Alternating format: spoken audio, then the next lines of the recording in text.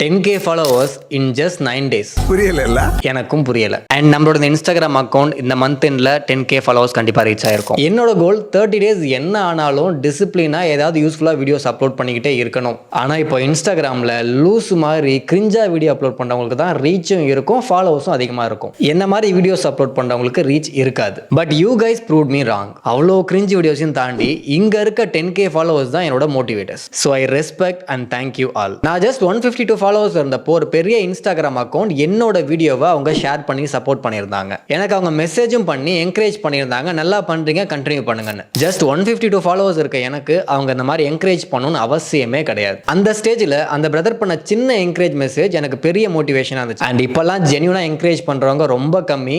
உங்களை யாராச்சும் இனிஷியல் ஸ்டேஜில் என்கரேஜ் பண்றாங்கன்னா அவங்களுக்கு கடைசி வரைக்கும் தேங்க்ஃபுல்லா இருங்க. And be careful what you wish for. நீங்க டிசிப்ளினா உங்க கோலுக்கான ஹார்ட் ஒர்க் பண்றப்போ அதை தரத்துக்கு யூனிவர்ஸ் ரெடியா தான் இருக்கு.